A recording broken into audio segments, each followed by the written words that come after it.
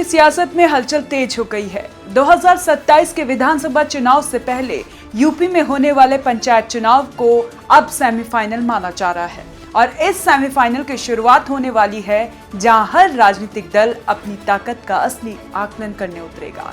लेकिन इस बार कहानी थोड़ी अलग है क्योंकि यूपी में दो लड़कों की जोड़ी टूट गई है। जी हाँ, कांग्रेस और सपा का गठबंधन अब पंचायत चुनाव में नहीं दिखाई देगा।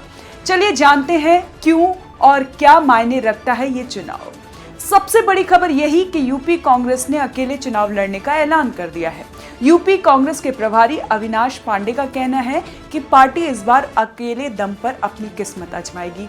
सोनिया गांधी के आवास पर 10 जनपद पर राहुल गांधी, मल्लिकार्जुन खड़गे और यूपी कांग्रेस नेताओं की बैठक हुई। इस बैठक में फैसला लिया गया कि पंचायत चुनाव में कांग्रेस सपा के साथ गठबंधन नहीं करेगी।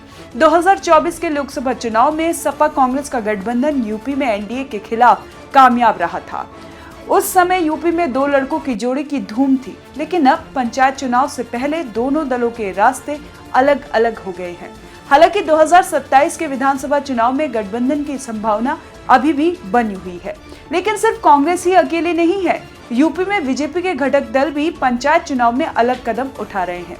अनुप्रिया पटेल की अपना दल, जयंत चौधरी की आरएलडी, संजय निषाद की निषाद पार्टी और ओम प्रकाश राजभर की सुभाष सपा सभी ने पहले ही ऐलान कर दिया है कि वे बीजेपी के साथ नहीं, अपने दम पर चुनाव लड़ेंगे। इसका मतलब साफ है, सभी दल अपनी सियासी ताकत का असली आकलन करना चाहते हैं और पंचायत चुनाव के नतीजे 2027 के विधानसभा चुनाव के लिए रोड मैप तैयार करेंगे।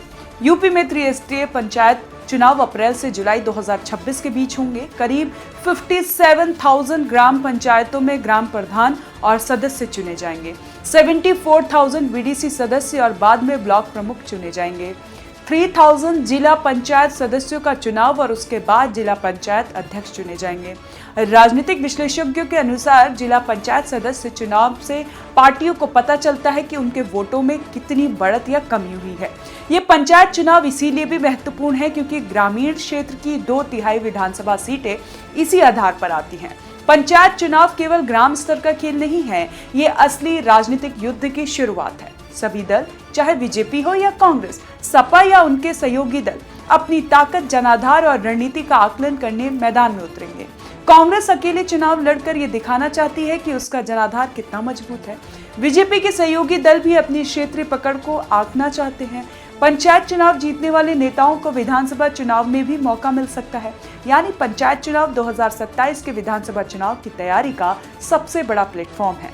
तो सवाल अब ये, क्या कांग्रेस अकेले दम पर अपनी ताकत साबित कर पाएगी? क्या बीजेपी के सहयोगी दल अपने दम पर जीत के सूत्र खंगाल पाएंगे? और क्या 2027 विधानसभा चुनाव से पहले गठबंधन की तस्वीर फिर से बदल जाएगी? उत्तर प्रदेश की राजनीति का असली खेल अब शुरू हुआ है। पंचायत चुनाव सिर्फ वोटिंग नहीं बल्कि सत्ता की तैयारी है। 2027 के विधानसभा चुनाव की रणनीति, गठबंधन की मजबूती और क्षेत्रीय पकड़, सब कुछ इसी चुनाव के नतीजों से तय होगा। तो हो जाए तैयार, क्योंकि यूपी की सियासत में ये केवल एक चुनाव नहीं बल्कि बड़ी राजनीति का सेमीफाइनल है।